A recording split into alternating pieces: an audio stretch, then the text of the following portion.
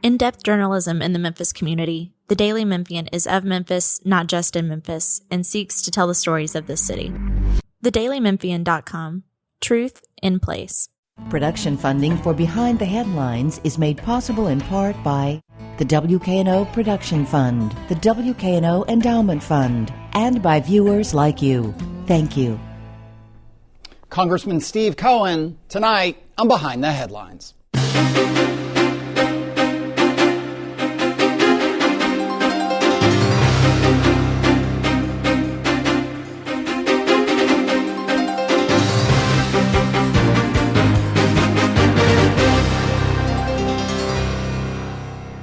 I'm Eric Barnes with the Daily Memphian. Thanks for joining us.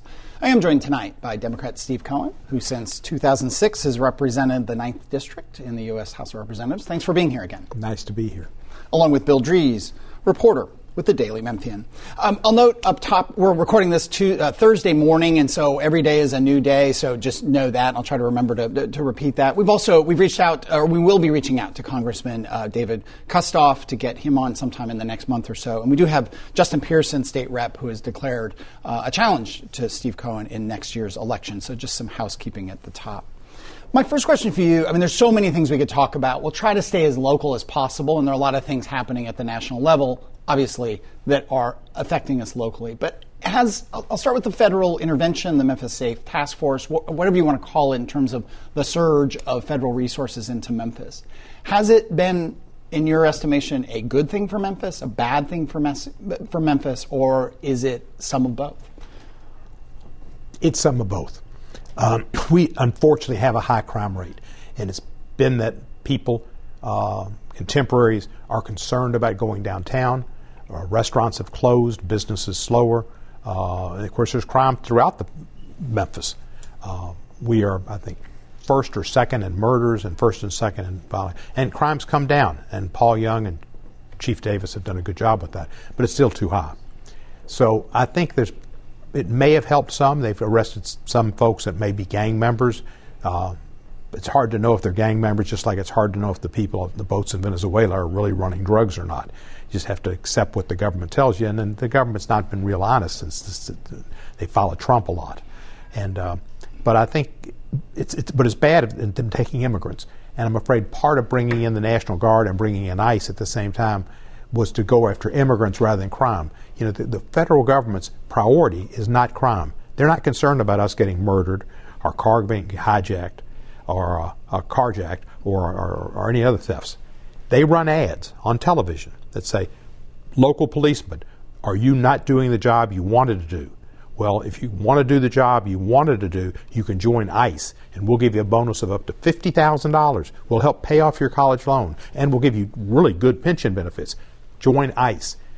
ICE, Homeland Security, is the largest federal law enforcement agency. So they're more interested in taking our policemen, where we're already short, away from us to ICE, which means they care more about deporting people who oftentimes are not the worst of the worst. Most of them are not the worst of the worst. They didn't commit murder, they didn't commit rape, or they didn't commit sexual predatory crimes with minors. They're people that work in nursing homes, work in child care centers, repair our roofs, cut down our trees, do landscape, do a lot of good work. Well, we at Daily Memphian, we've struggled to get the numbers. The numbers have been inconsistent in terms of what is being released, so it's really difficult to tell what's going on. You, as a U.S. Congressman, do you have a crystal ball into what's really happening, particularly with ICE? Or is this your worry that you're expressing that this is happening, or do you have data that shows that they are taking people who are just going about their day and deporting them or detaining them? Well, I went to Rotary yesterday, and the head of our local FBI was there. I think he's limited to what he can say. We have no more officers and maybe less officers in the FBI agents than Nashville has, yet we have more crime. So they're not putting agents where the crime is. They're going to give us more agents in the future, but probably not enough. I haven't gotten the figures. I read the papers. I get what you get. Yeah. But they are taking immigrants. They're talking about warrants that they have that are immigrant warrants. And they never say what the crime is they've committed. And most of the crime that they've committed is just being here. Yeah. And they're not bad people. But they are here without documentation, right? They're not here. I mean, this is a much bigger question, but if somebody hasn't gone through the proper process, is it fair for the federal government to pick them up? It's not wise of them to pick them up when they are contributing to our society. We need more workers, and many of them are asylum seekers. Some of them are legally employed, and if they spent more of their time going for the worst of the worst. That was the whole idea. Christine Ohm was saying, we're going to get all these murders. There was a woman murdered in North Carolina. There's a woman here, a man here, whatever. They could get more of those people that are threats to our safety if they concentrated on them rather than concentrating on the numbers, which is what they want. Well, let me bring Bill in. Congressman, what do you think of Mayor Young's strategy? I think we talked about this the day that it became known that the Guard would be deployed here. How do you think that's worked out? Well, I think he did only thing he could do. The Guard was coming in. It was a decision Bill Lee made, and Bill Lee will do whatever Donald Trump wants him to do. And I think that Paul was right to know he couldn't stop it, and that if he could get them working with the police more and more, they'd be less likely to be working with ICE. Mm-hmm. So yeah, I think it's a good strategy. Right. So what do you think the end game is for this total state and federal presence? Because some people are saying, well, it should become permanent. Well, Mr. Barker said it's going to go on for a while. And that that's the FBI director. Yeah, and it's going to go on for a while. FBI, DEA, and alcohol, tobacco, firearms, ATF are here already. They'll have more people here. The more they take illegal firearms off the street, good. More they take drugs that are killing people, fentanyl particularly, good.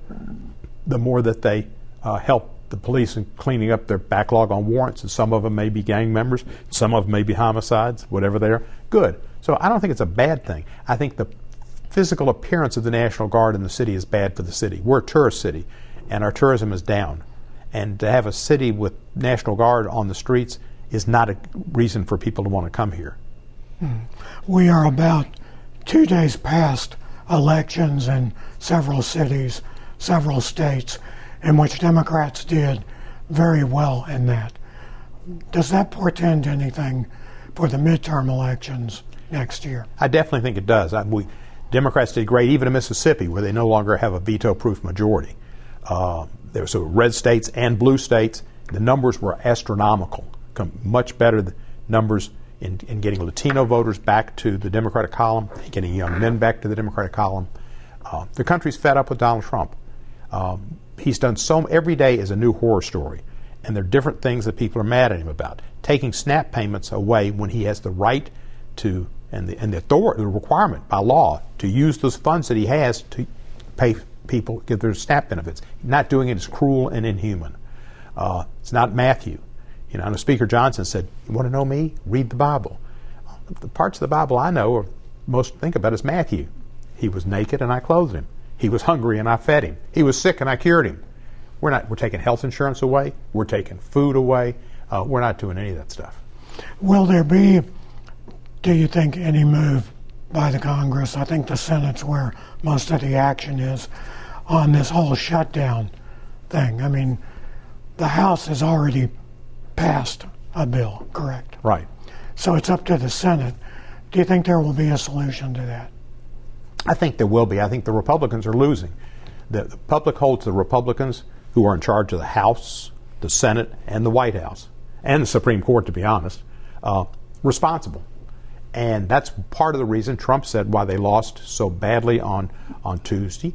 But that's part of the reason. Part of the reason is just Trump tearing down the East Wing without telling anybody about it, asking for $230 million from his Justice Department for the harm that he suffered when he was rightly being prosecuted for carrying out an insurrection against this country. Unlike anything in the history of this country, he tried to overthrow the government to stay in power. And he wants money for it, and he can get it, because the Supreme Court said he cannot be sued or held liable for anything he does in his official capacity. There's no basis for that decision except the king. And now that he can't be charged with bribery, he's selling pardons. The crypto guy says he didn't know him. Didn't know him. He knows him. He bought $2 billion of the crypto company that the Trumps have. They're making a fortune in crypto. 2 years ago, Trump said crypto's bad. It's for drug dealers and people to launder money. All of a sudden, he figured out a way to make money out of it, and crypto's wonderful. He has a very interesting way to determine what ethics are.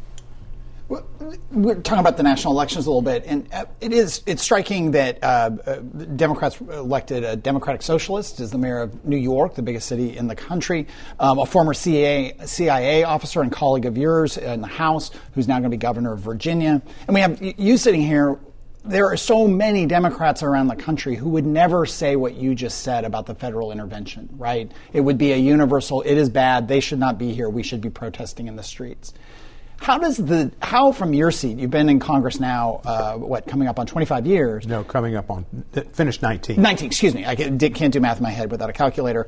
How does that all work? That range of perspectives in the Democratic Party, is that a viable coalition that can move forward when there's those sort of different backgrounds and different perspectives? I think that there are a lot of Democratic socialists who would say it's wrong. They want to be against anything to deal with police. And what ICE is doing is wrong. The National Guard's not right. And the idea of putting in more troops, which Trump has said, if I have to, I'll put more troops in, a different military, and we'll train them in the cities. That's wrong. But the federal law enforcement agencies are here. They put more people in to help us. That's not a bad thing. No. If you think about it, that's the right answer for anybody. Anybody that doesn't take that answer, in my opinion, is just being knee-jerk. And there are a lot of knee-jerks out there. Another thing that's come up in this election, I'm just curious your perspective on this, is gerrymandering. You know, your district is actually kind of somewhat, if you look at it on a map, it's not one of these U.S. Congress, districts except for the finger, line. Except for the finger they put in my district. Yes, yeah, the finger. One appendage I could use. What is the solution to, because I think most common sense people, they look at the maps and go, that is just bizarre. I'd rather just vote for somebody who represents my city, my town, my area, my county, whatever it is. Is there a solution to that you love to see Congress? It would have to happen at the federal level so all states are on a level playing field? I've had a bill for over 10 years, and I've named it for John Tanner and Jim Cooper. John Tanner had it before me, and when Tanner left, I picked it up, as did Jim Cooper independently, and they both had it, which was that there be independent, nonpartisan, non-political commissions that would try to draw the districts contiguous and have natural borders and natural relationships with each other. And, of course, it hadn't gotten anywhere. It's kind of what some Democratic blue states have had. California has it. New York has it. Others. Well, they still have it. It's just it's being held in abeyance. For a year. Till 2030. Yeah. So one more for me on these kinds of issues. I mean, some people look at U.S. Congress and they say, even they might love or not like what you do as a congressman, but 20 years is too long. We need term limits. Forget debating whether term limits is going to happen. If term limits, it's a hypothetical, was immediately put on the House and on the Senate, how would it change things? It would make it worse. There'd be a less experienced legislative body. They'd be more dependent on lobbyist information and lobbyist influence because they wouldn't be as comfortable in their positions and their seats and their knowledge. And so the Congress wouldn't work as well. And there were certain times it takes longevity and putting your nose to the grindstone and moving it forward. If we had term limits in the state Senate where I served 24 years, we would not have had the lottery. The only day in history that we would have had the lottery in Tennessee is the day I put the lottery resolution up on the floor. We'd needed 2/3 of the Senate. I'd had other times I'd had 2/3 and the House didn't have 2/3, but I had 2/3 and thought the House would have 2/3. I had two members come up to me, Doug Jackson and Rosalind Carita. They said, we can't vote on it today. We need to wait till Monday, which meant it wouldn't go through on that Friday because it'd be an intermittent Sunday. And the preachers and the people in the church would get on them. And I knew we'd be dead. And they said, we can't do it. We need to wait till Monday. And I got up and I said, the time is now. Yeah. And the time was now. We had the 22 votes, which was the minimum we needed, but what we needed. Not for that day, it wouldn't have happened. And after I left, some of the Democrats lost, some of the Republicans. It never would have. We wouldn't have had a lottery. We wouldn't have had $8 billion to help with education in this state. So term limits can be real real bad. Midway through the show here, I remind everyone we're taping this on Thursday morning, and again, just given everything going on in the news, a lot can change in just one day. And we have reached out to Republican, or we will be, I should say, reaching out to Republican Congressman David Kustoff. And we have State Representative Justin Pearson coming on next week. But, Bill. And to that point, Congressman, Representative Pearson has announced that he will be challenging you in the primaries come next August. And you've welcomed him to the race. I think that's a term there, welcome him. If it wasn't him, it'd be Corey Strong or Alexander Williams.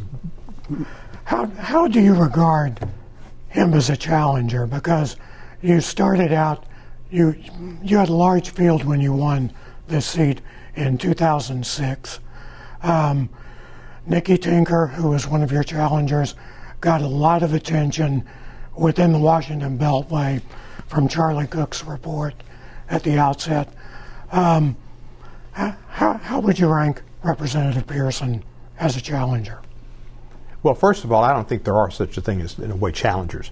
My re-election has always been on my record, the constituent services I provided in the district, the votes that I provided, the faith that people have in me doing the right vote, and the money that I brought home. I brought home more money than any congressman in the history of the 9th District by far.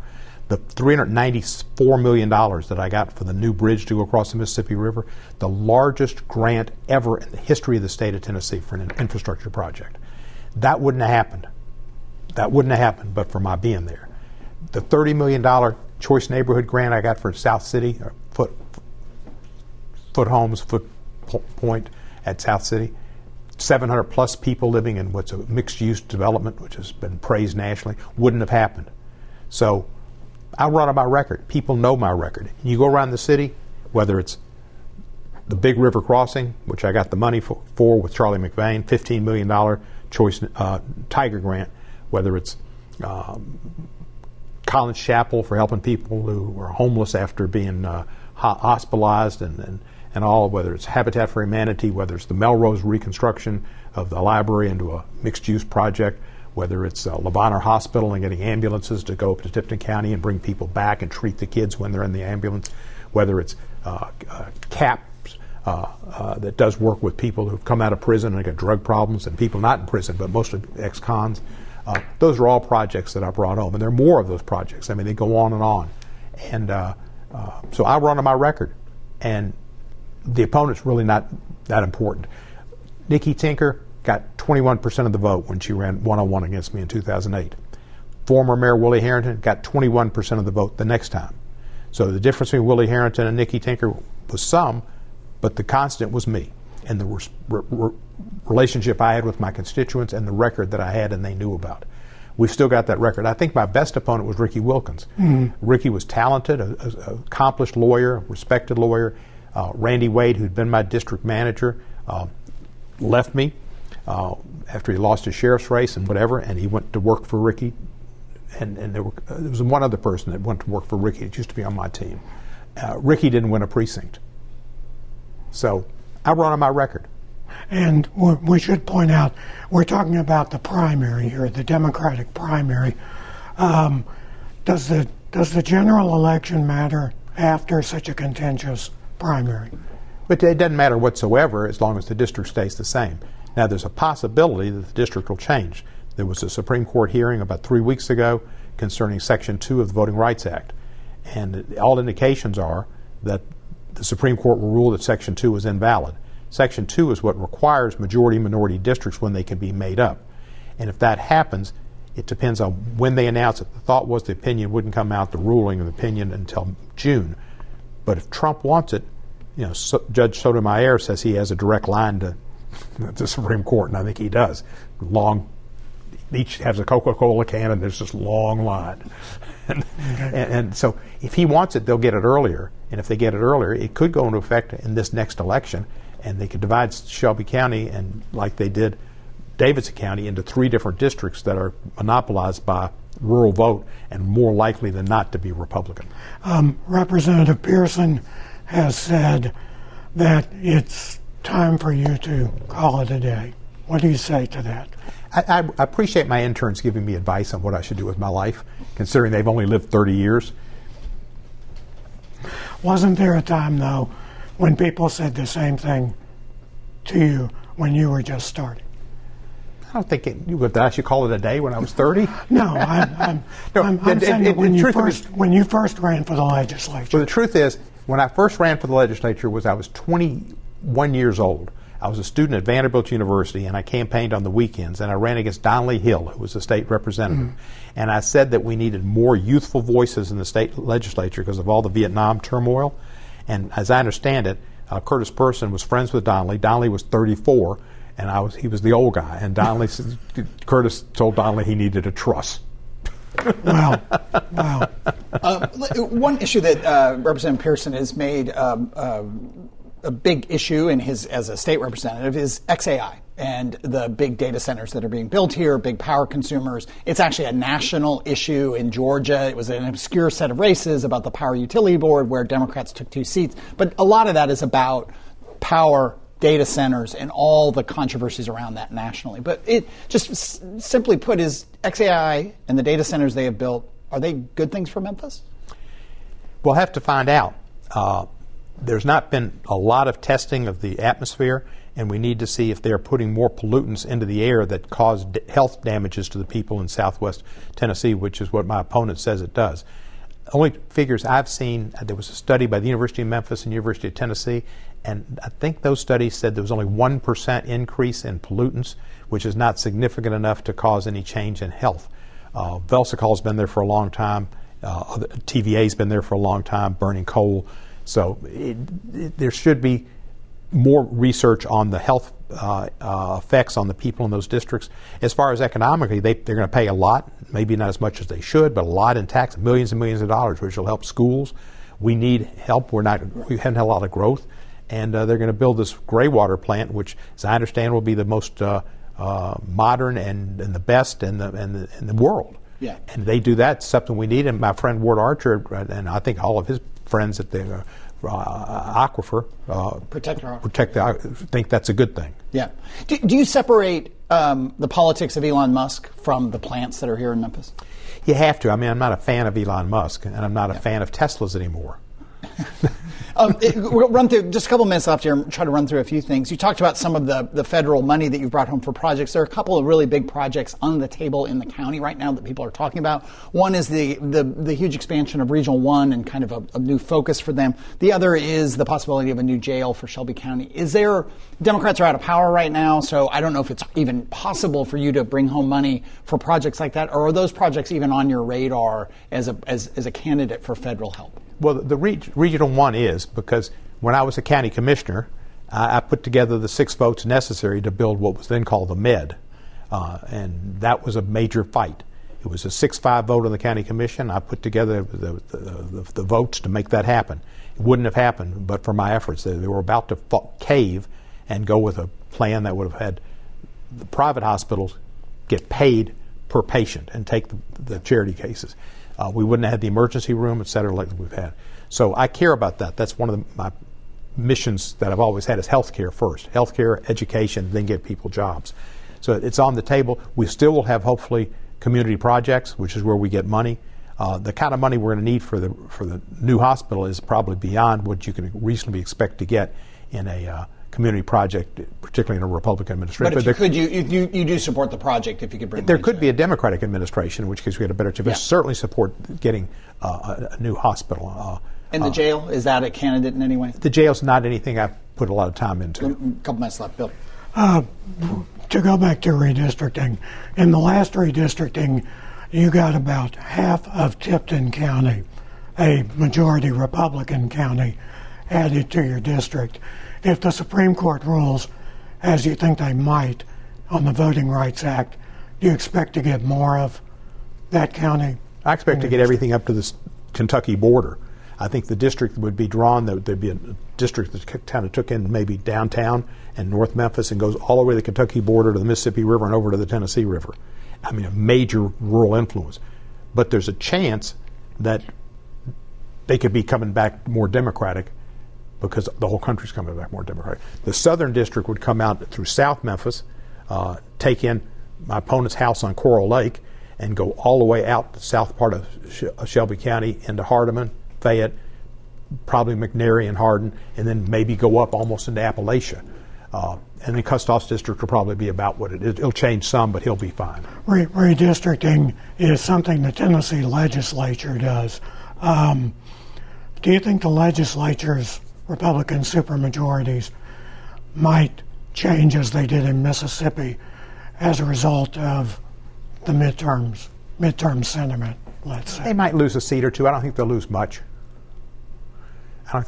Rural West used to be Ned McWhorter, John Tanner, Jimmy Nafee, Craig Fitzhugh. Yeah, it's not the same anymore, and it's very difficult. They've left the Democratic fold. That used to be so much of Democratic hold and great Democratic leaders who gave, and John Wilder. And West Tennessee got a lot. Rural West Tennessee got a lot from the Democrats, but they have not had a Democratic leader. Roy Herron was there for a while.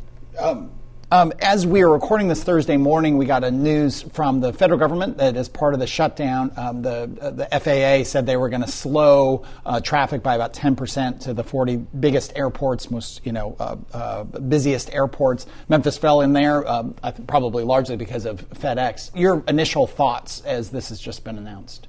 This is not the way to get out of a shutdown. This is firstly, is taking food through SNAP payments that are legally obligated to by Congress to be paid, taking away from seniors, children, people with disabilities, and veterans. That's cruel and immoral. That hasn't changed the course, so now they're going to make people miss airplanes, miss visits with their family, business meetings, things they had planned. Sit down at the table, Donald Trump. You're supposed to be the deal maker. Meet with Hakeem Jeffries and Chuck Schumer, which he's only done once, and it was briefly, and because he wanted to get away and go to Mar-a-Lago, and try to get a deal done. You know that you're being hurt, Donald Trump, by the shutdown, that the Republicans are being held responsible for it by 4-3 margins, and that most of the people that are not getting their SNAP payments are in red states. So they need to get their act together, and they need to see that the premiums for ACA are continued, because they're also most of the people in red states. And let me say, before I go to Bill Dries, let me note that we'll be reaching out to David Kustoff, the Republican congressman for the Memphis area, to get him on the show soon. We also have Justin Pearson, who has challenged Steve Cohen in next year's election, coming on the show next week. But Bill. Congressman, do you think that President Trump is going to give on the issue of subsidies for the Affordable Care Act, Obamacare, as some people call it? I call it Pelosi care, but okay. It's just that pin's made up to indicate that. But I think he will. I think he knows it's hurting the Republicans, and he wants to have a majority in the next Congress, because if he doesn't have a majority, there's going to be investigations. There'll be oversight. And then we'll be able to bring up all of the pardons he's issued. He'll bring up the money he's tried to get, the money he's made through crypto, deals with the people in the Middle East. So he's going to do whatever he can to keep the Republicans up, and that's going to hurt Republicans at the ballot box if the people's health care rates go up 30%, which is the average, and some of them will double. We talk about this more on the television show, but it's an off election here in Memphis, but it's not in several other states, and they had elections this past Tuesday, and Democrats won big in that limited number of contests. Do you think this is a sign of things to come in the midterms next year? Well, it was a representative group of states. Mississippi and Georgia elected Democrats in places they haven't in many, many, many years. So you have 2 southern states with electing Democrats in great numbers. You had Pennsylvania keeping the Democrats on the Supreme Court. Eastern state, New York City, unique unto itself, and then New Jersey, which has a mix of Democrats and Republicans, and it went big time for Mikey Sherrill. So I think it's an indication, and I don't see them getting any better. Trump's not going to change his spots. He's been a bad guy from the day he was born. One of the things on the ballot last Tuesday that won was this proposition in California about redistricting. Texas is redistricting. There's a whole national fight state by state of redistricting to give more Republican seats and or more Democratic seats.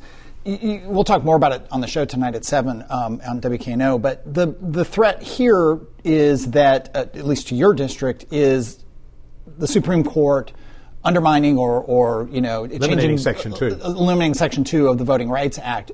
Describe what you think that could do to your district, to Tennessee generally. It would give the General Assembly the right to redistrict, and they would definitely break Shelby County into 3 different districts. A North Memphis district that would stretch up probably to the Kentucky line, a South Memphis district that would stretch out towards Chattanooga and maybe up towards McMinn County, and then a custoff district. That would be, Memphis would not have a congressman, just like Nashville does not have a congressman now. It would have a congressman. It would probably be a Republican congressman that was also over it would not be a purely Memphis district, right? Well, not only not purely, you would probably, the odds are you would not have a congressman from Memphis. Right. Their district might include Memphis, just like the 3 districts that coming out of Davidson County include Davidson County, but John Rose is way out in East Tennessee, much further away. It probably doesn't come to Nashville except maybe for the Grand Ole Opry and the Farm Bureau meeting. Andy Ogles, who is south, and he's the George Santos of the Congress, and who knows where he goes. And then you had Mark Green, who quit, and nobody knows where he's working. He said he quit for a job, and it's been 2 months, and he hadn't announced his job yet.